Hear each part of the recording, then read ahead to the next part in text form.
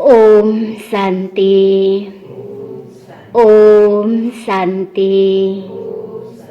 ओम शांति। 6/1/2021 को बाबा को साकार मुरली छ। मुरली को मुख्य सार में, मीठे बच्चे जो भी कर्म करते हो, जो भी कर्म करते हो उसका फल अवश्य मिलता है। उसका फल अवश्य मिलता है। निष्काम सेवा तो केवल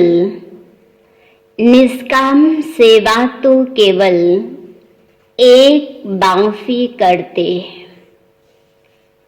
एक बाफी करते हैं। मीठे बच्चे, तुम जो भी कर्म करते हो उसका फल अवश्य मिलता है। निष्काम सेवा तो केवल एक बाफी करते हैं। आज बाबाले सारमा भन्नुभयो कि हामीले कुनै पनि कर्म गर्छौं, त्यो कर्मको फल हामीलाई अवश्य मिल्छ। त्यो हुनाले यो संसारमा निष्काम सेवाधारी भनेको एक शिव बाबा मात्रै हुनुहुन्छ, जुन पितालाई कर्मको फल प्राप्ति हुँदैन र त्यो कर्मको फलको इच्छा पनि हुँदैन। बाँकी हामी हरेक आत्माले राम्रो गरे पनि नराम्रो गरे पनि ढिलो चाँडो मनमा इच्छा भए पनि नभए पनि गरेको कर्मको रिटर्न हामीलाई जरुर प्राप्ति हुन्छ। त्यो हुनाले बाबा भन्नुहुन्छ निष्काम सेवाधारी भनेको म मात्रै हो, मानव शिव बाबा मात्रै हुनुहुन्छ। यो संसारमा हामी कोही पनि निष्काम सेवाधारी होइन। प्रश्नमा छ, यह क्लास बड़ा वंडरफुल है। यह क्लास बड़ा वंडरफुल है, कैसे? यहाँ मुख्य मेहनत कौन सी करनी होती है? कौन सी करनी होती है? उत्तर में छ, यही एक क्लास है। यही एक क्लास है जिसमें छोटे बच्चे भी बैठते हैं। जिसमें छोटे बच्चे भी बैठते हैं तो बूढ़े भी बैठते हैं। बूढ़े भी बैठते हैं। यह क्लास ऐसा वंडरफुल है। यह क्लास ऐसा वंडरफुल है जो इसमें अहिल्याएं कुब्जाएं साधु भी आकर एक दिन यहाँ बैठेंगे। एक दिन यहाँ आकर बैठेंगे। यहाँ है ही मुख्य याद की मेहनत। याद की मेहनत। याद से ही आत्मा और शरीर की नेचर क्योर होती है। नेचर क्योर होती है। परंतु याद के लिए ज्ञान भी चाहिए। याद के लिए ज्ञान भी चाहिए।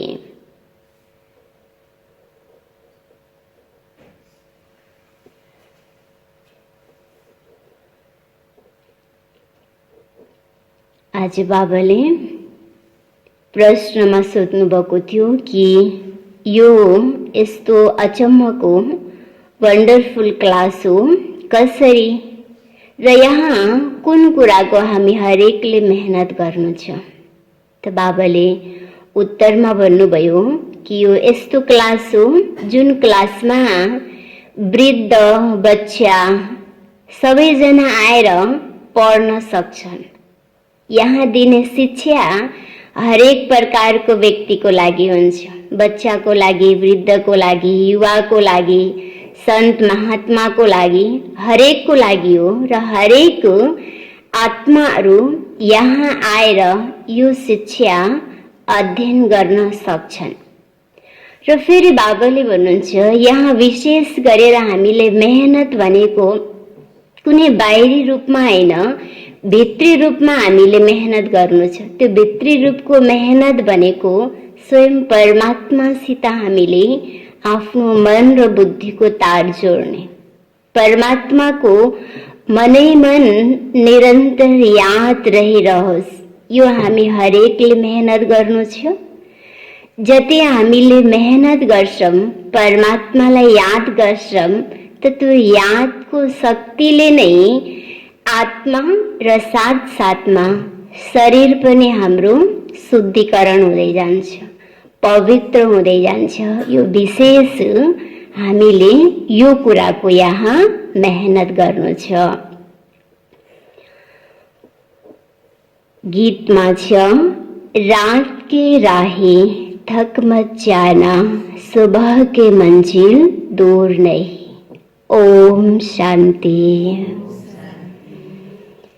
मीठी मीठी रूहानी बच्चों ने गीत सुना। रूहानी बाप बच्चों को इसका अर्थ भी समझाते हैं। बाबाले गीतको अर्थ पनि हामी बच्चाहरूलाई सम्झाउँदै हुनुहुन्छ।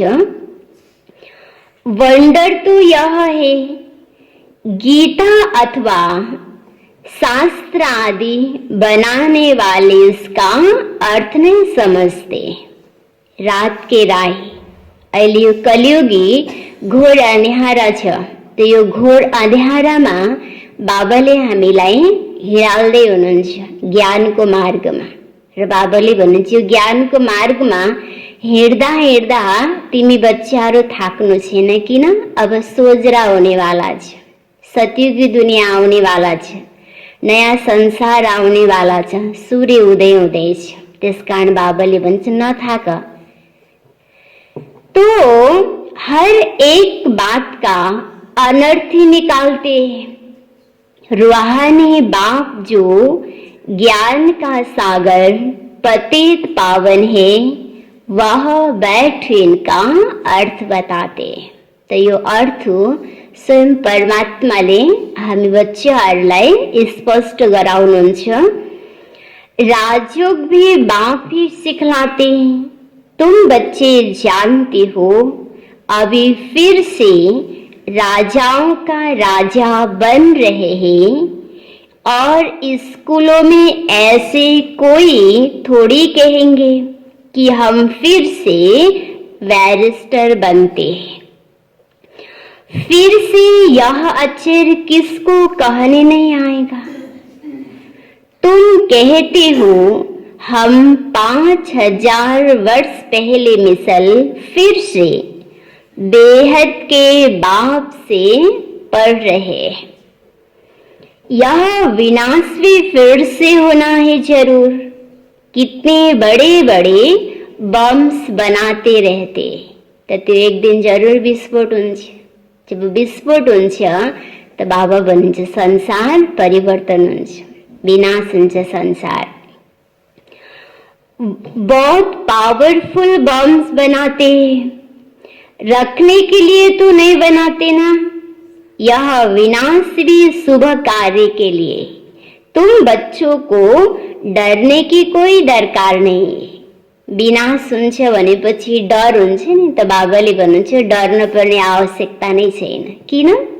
विनाशमा नै कल्याण समाएको छ। पुरानो खत्म हुन्छ, नयाँ दुनियाँ आउँछ। रात जान्छ, सबेरा आउँछ। त्यस्तै बाबाले पनि भन्नुहुन्छ पुरानो खतम हुन्छ, नयाँ संसार आउँछ। त्यो हुनाले यो विनाशमा पनि के छ? बाबा भन्नुहुन्छ कल्याण छ। यह है ही कल्याणकारी लड़ाई। बाप आते ही है कल्याण के लिए। कहते भी है बाप आकर ब्रह्मा द्वारा स्थापना, शंकर द्वारा विनाश का कर्तव्य कराते हैं। सो यह वंश आदि है ही विनाश के लिए। इनसे जास्ती और तो कोई चीज है नहीं। साथ साथ नेचुरल कैलेमिटीज भी होती है, उनको कोई ईश्वरीय कैलेमिटीज नहीं कहेंगे। यह तो कुदरती आपदाएं हैं, ड्रामा में नोद है। यह कोई नई बात नहीं। कितने बड़े बड़े बम बनाते रहते हैं, कहते हैं हम शहरों के शहर खत्म कर देंगे। अभी जो जापान की लड़ाई में बम चलाए, यह तो बहुत छोटे थे, अभी तो बड़े बड़े बम्स बनाए हैं। जब जास्ती मुसीबत में पड़ते हैं, सहन नहीं कर सकते हैं, फिर बम शुरू कर देते हैं। कितना नुकसान होगा वह भी ट्रायल कर देख रहे हैं। अरबों रुपया खर्च करते हैं। इन बनाने वालों की तनख्वाह भी बहुत होती है। तो तुम बच्चों को खुशी होनी चाहिए, पुरानी दुनिया का ही विनाश होना है। तुम बच्चे नई दुनिया के लिए पुरुषार्थ कर रहे हो। विवेक भी कहता है पुरानी दुनिया खत्म जरूर होनी है। बच्चे समझते हैं कलयुग में क्या है और सतयुग में क्या होगा। दुईटा को अंतर बाबाले स्पष्ट बताउनु भएको छ। कलियुगी दुनिया जहाँ हरेक कुरा दुखदायी मात्रै छ। हरेक कुराबाट आज मनुष्यलाई दुख मिल्छ, चाहे सम्बन्धबाट, चाहे धनबाट, वस्तु वैभव, हरेक चिजबाट। तर बाबाले भन्छ सतयुगमा हरेक चिजबाट हामीलाई सुखको अनुभूति हुन्छ। सुखदायी दुनिया, स्वर्ग माना सुखदायी, नरक माना दुखदायी दुनिया।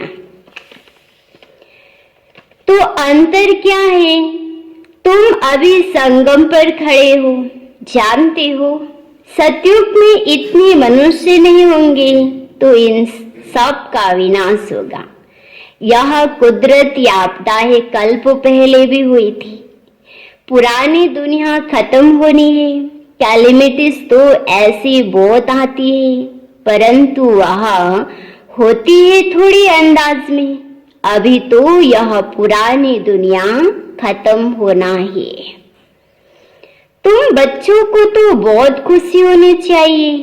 हम रूहानी बच्चों को परम पिता परमात्मा बाप बैठ समझाते हैं।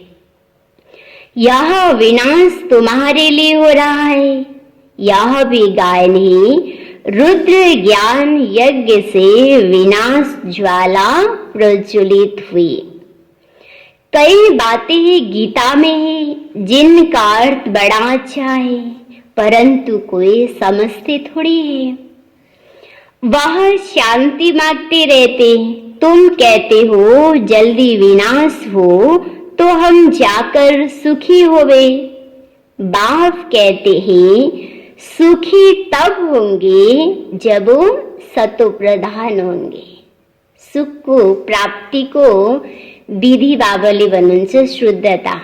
जति जीवनमा हामीले शुद्धतालाई अपनाउँछ, मन वचन कर्ममा स्वच्छता हुन्छ, तब नि सुख शान्तिको अनुभूति हुने हो।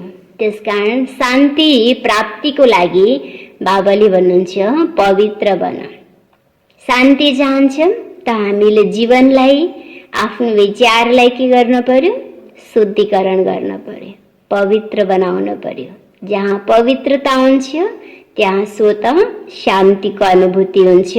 भाग्न पर्ने आवश्यकता नै पर्दैन। तो अब देखो बाप अनेक प्रकार के पॉइंट्स देते हैं। फिर कोई की बुद्धि में अच्छी रीति बैठती, कोई की बुद्धि में कम। बुढ़िया समझती है शिव बाबा को याद करना है बस। जुन वृद्ध बुढा बुढी माताजीहरू हुनुहुन्छ त बाबाले भन्नुहुन्छ ज्ञानको वेली विस्तार समझमा नआए पनि शिव बाबालाई याद गर्नु छ बस। यति कुरा पनि उसको बुद्धिमा बस्छ, बाबालाई याद गर्छ त बाबाले भन्नुहुन्छ त्यही यादले फेरि उसको बेडा पार भइहाल्छ। अब देखो, उनके लिए समझाया जाता है अपने को आत्मा समझ, बाप को याद करो। फिर भी वर्षा तो पा लेती है, साथ में रहती है, प्रदर्शनी में सब आएंगे। अजामिल जैसे पाप आत्माओं, गणिकाओं आदि सबका उद्धार करना है। मेहतर भी अच्छे कपड़े पहनकर आ जाते हैं। गांधी जी ने पूछा तो फ्री कर दिया, साथ में खाते भी हैं। मेहतर भी अच्छे कपड़े पहनकर आ जाते हैं। गांधी जी ने अछूतों को फ्री कर दिया, साथ में खाते भी हैं। बाप तो और भी मना नहीं करते हैं, समझते हैं इनका भी उद्धार करना है। श्री बाबाले आत्मालाई हेर्नुहुन्छ, शरीरलाई हेर्नु हुँदैन नि। यसमा बाबाले भन्नुहुन्छ कुनै मतभेदको कुरा नै छैन। आत्माको स्वधर्म भनेको शान्ति र आत्माको घर भनेको परमधाम र आत्माको पिता भनेको परमात्मा र हामी यो संसारमा हरेक व्यक्ति खेल खेल्नको लागि आएको। यो शरीर खेल खेल्नको लागि शरीर भनेको एउटा कपडाको रूपमा हामीलाई मिलेको। त यसरी बाबाले आत्माको ज्ञान दिएर जुन शारीरिक रूपमा मतभेद छुवाछुत छ नि, यसबाट पनि बाबाले भन्नुहुन्छ तिमी माथि उठ्नु छ। आत्मालाई देख, आत्मिक दृष्टि एक दूसराको प्रति राख, जसले गर्दा हाम्रो दृष्टिमा समान भावना, स्नेह, प्यार, मतभेदको भावना, छुवाछुतको भावना, घृणाको भावना बाबा भन्नुहुन्छ मेट्दै जान्छ र संसारमा शान्ति, सुख, एकताको दुनिया आउँछ। अब देखो, हम समझते हैं हम सतो प्रधान देवी देवता थे, फिर पूर्ण जन्म लेते लेते अंत में आकर पतित बने। अब फिर मुझ आत्मा को पावन बनना है। तुमको मालूम है सिंध में एक भिलिनी आती थी, ध्यान में जाती थी, दौड़ कर आए मिलती थी। समझाया जाता था इनमें भी आत्मा तो है ना। आत्मा का हक है अपने बाप से वर्षा लेना। उनके घर वालों को कहा गया इनको ज्ञान उठाने दो। बोलो हमारी बिरादरी में हंगामा होगा। डर के मारे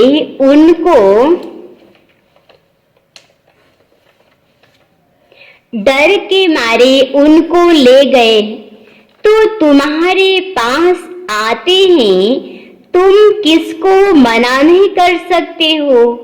गाया हुआ है अवलाएं, गणिकाएं, भिलिनियां, साधु आदि सबका उद्धार करते हैं। साधु लोक से लेकर बिलिनी तक। तुम बच्चे अभी यज्ञ की सर्विस करते हो तो इस सर्विस से बहुत प्राप्ति होती है। यज्ञ सेवा यसबाट बाबा भन्नुहुन्छ बहुत प्राप्ति हुन्छ। जति हामीले यज्ञ सेवा गर्छौं त्यति नै हाम्रो शरीर निरोगी हुँदै जान्छ, काया हाम्रो मजबुत पनि हुँदै जान्छ र जति हामीले दिलले यज्ञ सेवा गर्छौं त्यति नै जन्म जन्मको लागि हाम्रो भाग्य पनि बन्दै जान्छ। जन्म जन्म प्राप्तिको आधार बनेको पनि सङ्गम युगमा हामीले जति स्नेह दिलले यज्ञ सेवा गर्छौँ त्यति नै हामीलाई जन्म जन्मको प्राप्ति पनि हुँदै जान्छ। बहुतों का कल्याण हो जाता है। दिन प्रतिदिन प्रदर्शनी सर्विस की बहुत वृद्धि होगी। बाबा बैच भी बनवाते रहते हैं, कहाँ भी जाओ तो इस पर समझाना है। यह बाप यह दादा यह बाप का वर्षा है। अब बाप कहते हैं मुझे याद करो तो तुम पावन बन जाएंगे। गीता में भी है मामेकम याद करो, सिर्फ उनमें मेरा नाम उड़ाए बच्चों का नाम दे दिया है। शिव परमात्मा को नाम को बदला, श्री कृष्ण को नाम त्यहाँ भयो। तो अब देखो भारतवासियों को भी यह पता नहीं कि राधे कृष्ण का आपस में क्या संबंध है। उनकी शादी आदि की हिस्ट्री कुछ भी नहीं बताते। दोनों अलग अलग राजधानी के हैं। यह बातें बाप बहन यह अगर समझ जाए और कह दे कि शुभ भगवानोबाज तो सब उनको भगा दे। कहे तुम यह फिर कहाँ से सीखे हो, वह कौन सा गुरु है। कहे बीके है तो सब बिगड़ जाए। इन गुरुओं की राजाएं चट हो जाए। ऐसे बहुत आते लिखकर भी देते हैं फिर गुम हो जाते हैं। बाप बच्चों को कोई भी तकलीफ नहीं देते, बहुत सहज युक्ति बताते हैं। कोई को बच्चा नहीं होता है तो भगवान को कहते हैं बच्चा दो, फिर मिलता है तो उनकी बड़ी अच्छी परवरिश करते पढ़ाते हैं। फिर जब बड़ा होगा तो कहेंगे अब अपना धंधा करो। बाप बच्चे को परवरिश कर उनको लायक बनाते हैं तो बच्चों का सर्वेंट ठहराना। यह बाप तो बच्चों की सेवा कर साथ ले जाते हैं। वे लौकिक बाप समझेगा बच्चा बड़ा हो अपने धंधे में लग जाए, फिर हम बूढ़े होंगे तो हमारी सेवा करेगा। यह बाप तो सेवा नहीं मांगते हैं। यह है ही निष्काम।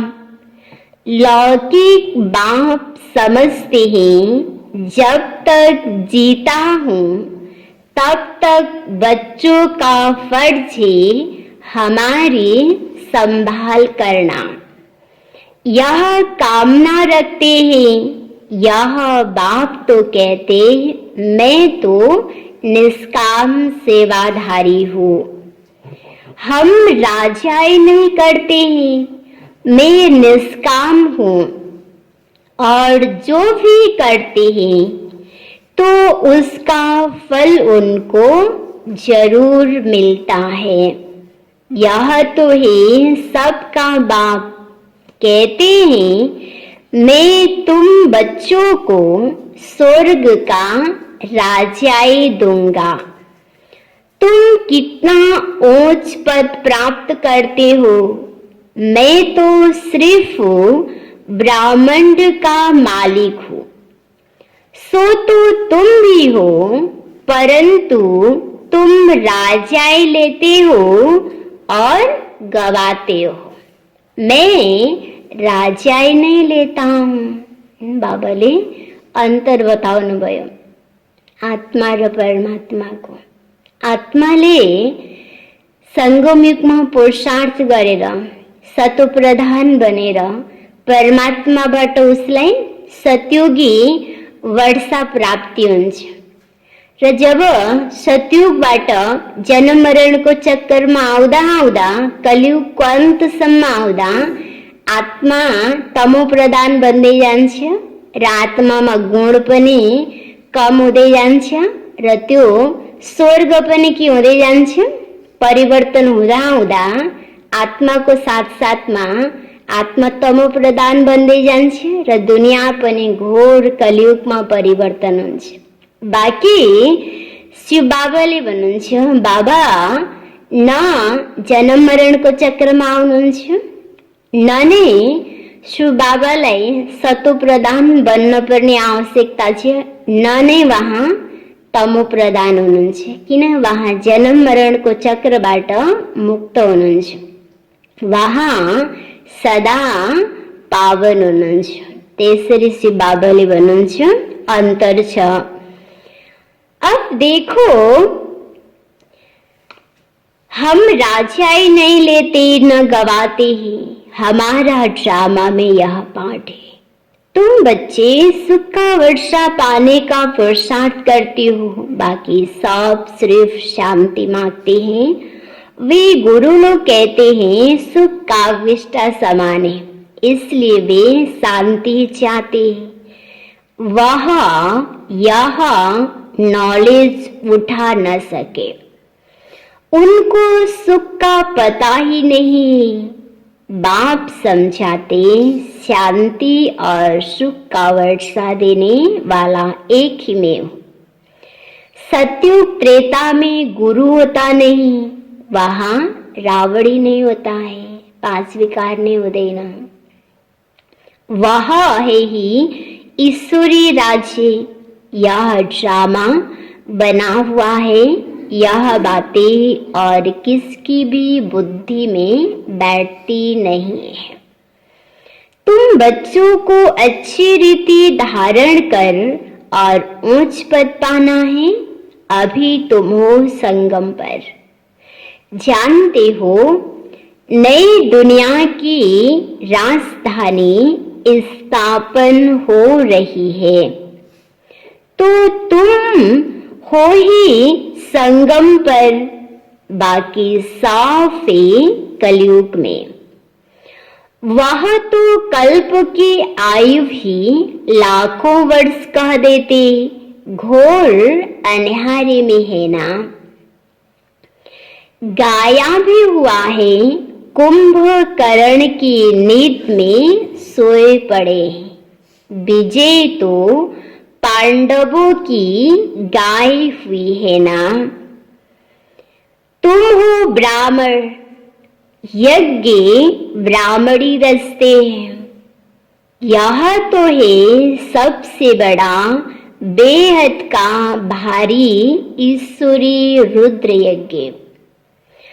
वह हद की यज्ञ अनेक प्रकार के होते हैं यह रुद्र यज्ञ एक ही बार होता है। जुन यज्ञ रचे पछी त्यो यज्ञले सारा संसारलाने शुद्धिकरण गर्छ। त्यो यज्ञमा 5 विकारको जब हरेकले आहुति डाल्छन् त्यो संसार परिवर्तन भएर स्वर्ग बन्छ र हरेक मानवको जीवन पनि परिवर्तन भएर देवतुल्य जीवन बन्छ।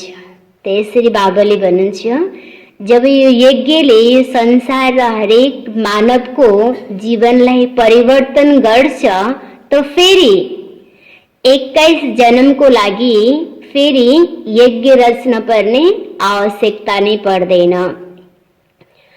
अब देखो सतयुग त्रेता में फिर कोई यज्ञ होता नहीं क्योंकि वहां कोई आपदा आदि की बात नहीं। वह सब बेहद की यज्ञ यह है बेहद का यह बेहद का रचा हुआ यज्ञ है। इसमें बेहद की आहुति पड़ती है। फिर आधा कल्प कोई यज्ञ नहीं होगा। वहां रावण राज्य ही नहीं। रावण राज्य शुरू होने से फिर यह सब शुरू होते हैं। बेहद का यज्ञ एक ही बारी होता है। इनमें यह सारी पुरानी सृष्टि स्वाहा हो जाती है। यह है बेहद का रुद्र ज्ञान यज्ञ। इसमें मुख्य है ज्ञान और योग की बात। योग अर्थात याद। याद अक्षर बहुत मीठा है, योग अक्षर कॉमन हो गया है। योग का अर्थ कोई नहीं समझते, तुम समझा सकते हो। योग अर्थात बाप को याद करना है। बाबा आप तो हमको वर्षा देते हैं बेहद का। आत्मा बात करती है, बाबा आप फिर से आए हो, हम तो आपको भूल गए थे। आपने हमको बादशाही दी थी, अब फिर आकर मिले हो। आपकी श्रीमत पर हम जरूर चलेंगे। ऐसे ऐसे अंदर में अपने साथी बातें करनी होती है। बाबा आप तो हमें बहुत अच्छा रास्ता बताते हो, हम कल्प कल्प भूल जाते हैं। अभी बाप फिर अफुल बनाते हैं, इसलिए अब बाप को ही याद करना है। याद से ही वर्षा मिलता है। मैं जब सम्मुख आता हूँ तब तुमको समझाता हूँ, तब तक गाते रहते हैं। तुम दुख हरता सुख करता हो, महिमा गाते, परंतु न आत्मा को न परमात्मा को जानते। अभी तुम समझते हो इतनी छोटी बिंदी में अविनाशी पाठ नोधा हुआ है। यह भी बाप समझाते हैं। इनको कहा जाता है परम पिता परमात्मा अर्थात परम आत्मा। बाकी कोई बड़ा हजारों सूर्य मिसल नहीं है। हम तो टीचर मिसल पढ़ाते रहते हैं। कितने ढेर बच्चे हैं। यह क्लास तो देखो कितना वंडरफुल है। कौन कौन इसमें पढ़ाते हैं, कौन कौन इसमें पढ़ते हैं। अबलाएं कुब्जाएं साधु भी एक दिन आकर बैठेंगे। बुढ़िया छोटे बच्चे आदि सब बैठे। ऐसा स्कूल कभी देखा है? यहाँ है याद की मेहनत। यहाँ याद ही टाइम लेती है। याद का पुरुषार्थ करना भी, याद का पुरुषार्थ करना यह भी ज्ञान है ना। याद के लिए भी ज्ञान चाहिए। चक्र समझाने के लिए भी ज्ञान। तो नेचुरल सच्चा सच्चा नेचर की ओर इसको कहा जाता है। तुम्हारी आत्मा बिल्कुल ही प्योर बन जाती है। वह होती है शरीर की क्योर, यह है आत्मा की। आत्मा में ही खाद पड़ती है। सच्चे सोने का सच्चा जेवर बनता है। जिससे आत्मा में जब अनेक प्रकार को विकार विकृति को प्रवेशता भयो, आत्मा तमो प्रधान हुँदै गयो, त शरीर पनि आत्मालाई त्यस्तै प्राप्ति हुन थाल्यो। रोगी कमजोर। जब आत्मा प्योर हुन्छ, आत्मा शुद्धिकरण बन्दै जान्छ, त आत्मालाई काया पनि एकदम प्योर मिल्छ। जुन कायाको महिमा हुन्छ। देवी देवताको रूपमा राधा कृष्ण लक्ष्मी नारायण, यो भनेको के हो? आत्मा पनि प्योर थियो र उनीहरूलाई शरीर पनि त्यति प्योर प्राप्ति भयो। जसकारण गायन हुन्छ, महिमा हुन्छ, पूजन हुन्छ। त फेरि त्यस्तो आफूले आफूलाई बनाउनको लागि विधि बाबाले भन्नुहुन्छ याद हो। जति याद गर्छौँ त्यति आत्मा शुद्धिकरण हुँदै जान्छ, पवित्र बन्दै जान्छ।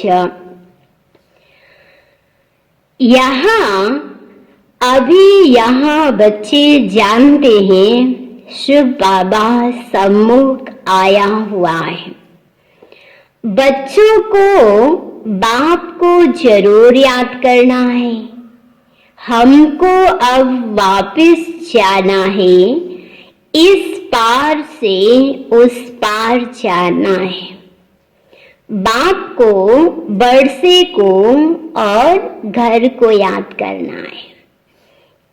वह है स्वीट साइलेंस होम।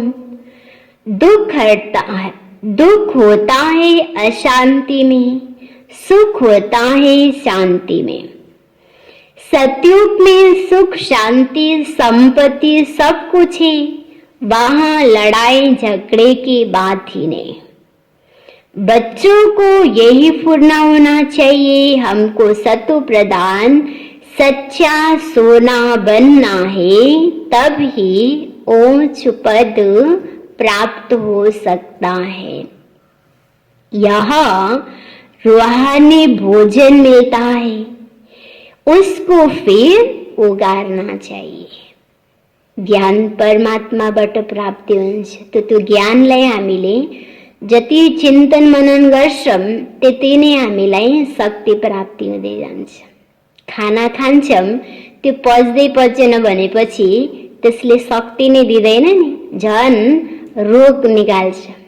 त्यस्तै बाबाले पनि भन्नुहुन्छ ज्ञान त सुन्यौ, ज्ञानले काम तब गर्छ, ज्ञान शक्तिमा परिवर्तन तब हुन्छ जति हामीले त्यसलाई चिन्तन मनन गर्छौं।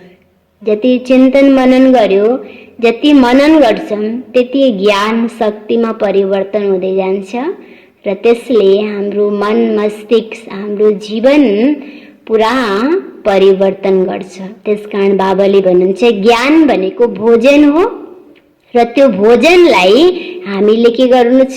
उगार्नु छ, चिन्तन मनन गर्नु छ। आज कौन सी मुख्य पॉइंट सुनी, यह भी समझाया यात्राएं दो होती हैं, एक रूहानी और जिस्मानी। यह रूहानी यात्रा ही काम आएगी, भगवानुवाच बन मना भव। अच्छा, मीठे मीठे सिकिलधे बच्चों प्रति माता पिता बाप दादा का याद प्यार और गुड मॉर्निंग। रूहानी बाप की रूहानी बच्चों को नमस्ते, रूहानी बच्चों की रूहानी बाप को याद प्यार गुड मॉर्निंग, नमस्ते नमस्ते।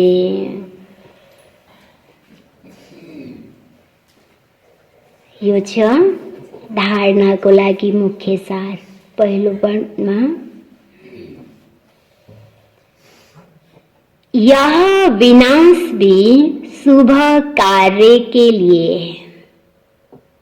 यह विनाश भी शुभ कार्य के लिए है।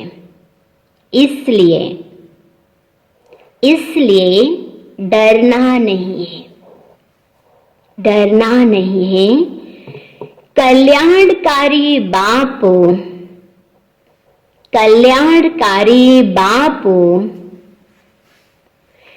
सदा कल्याण का ही कार्य कराते, सदा कल्याण का ही कार्य कराते हैं। इस स्मृति से सदा खुशी में रहना है, खुशी में रहना है।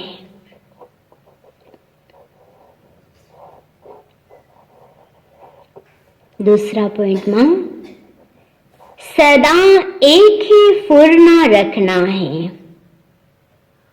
सदा एक ही फुरना रखना है फिर। सतो प्रधान सच्चा सोना बन, सतो प्रधान सच्चा सोना बन, ऊंच पद पाना है, ऊंच पद पाना है। जो रूहानी भोजन मिलता है, जो रूहानी भोजन मिलता है, उसे उगारना है, उसे उगारना है।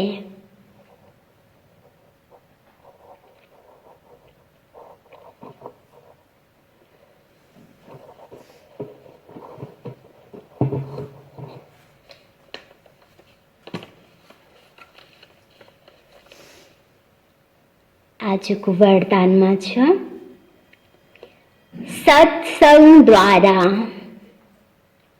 सत्संग द्वारा रूहानी रंग लगाने वाले, रूहानी रंग लगाने वाले सदा हर्षित और डबल लाइट भवा।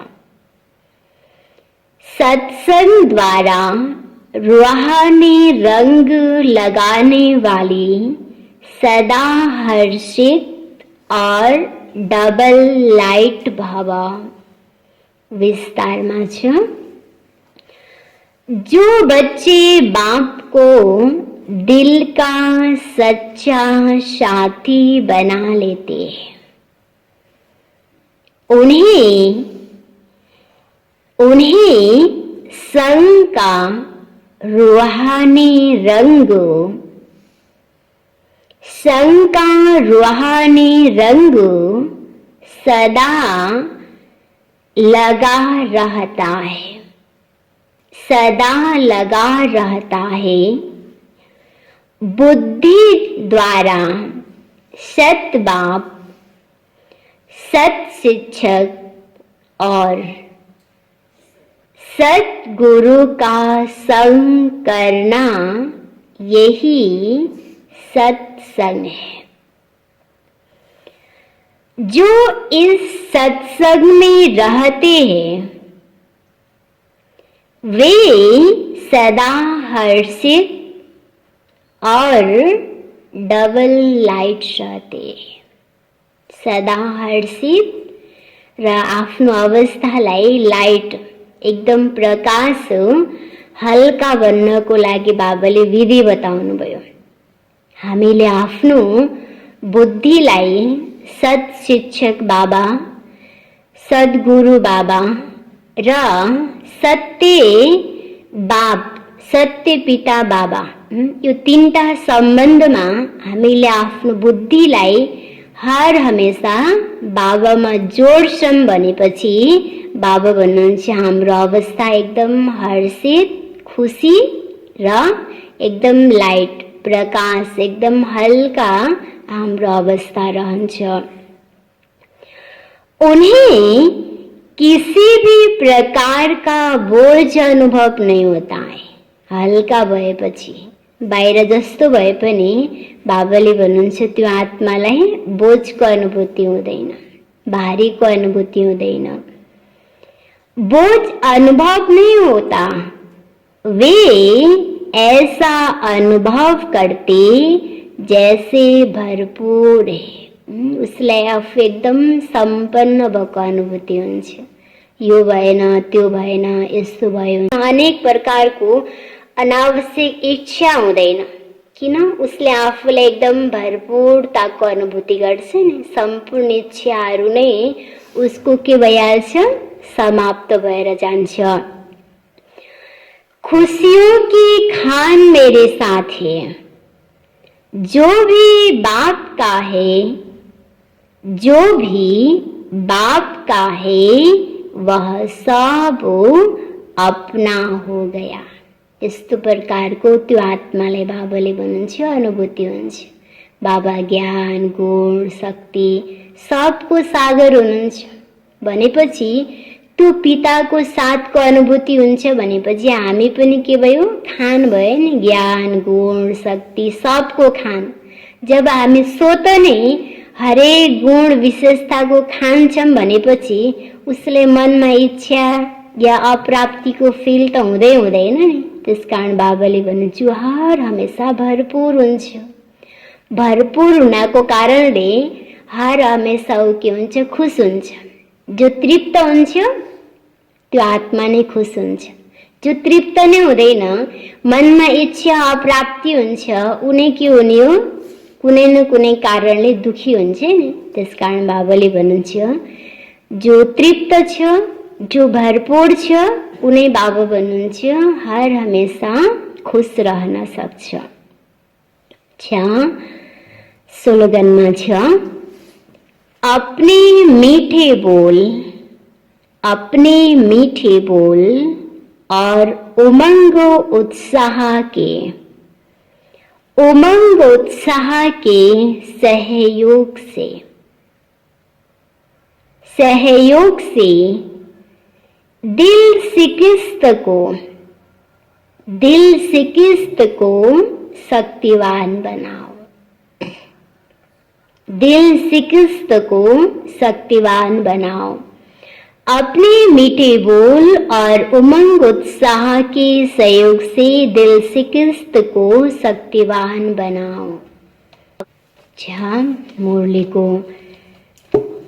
सारमा थियो, मीठे बच्चे तुम जो भी कर्म करते हो उसका फल अवश्य मिलता है। निष्काम सेवा तो केवल एक बाप ही करते हैं। प्रश्न उत्तर में यह क्लास बड़ा वंडरफुल है कैसे?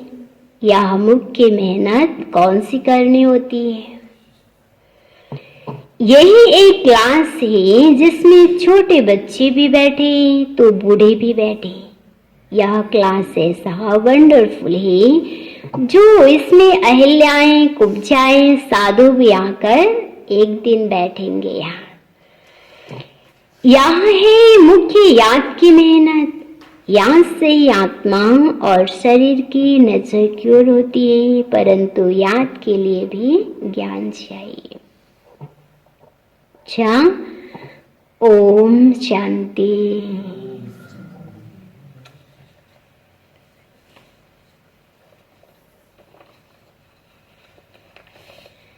यो छ ब्रह्मा बाबा समान आफूलाई बनाउनको लागि आजको लागि चिन्तनको पोइन्ट 6 नम्बरको पोइन्ट छ आज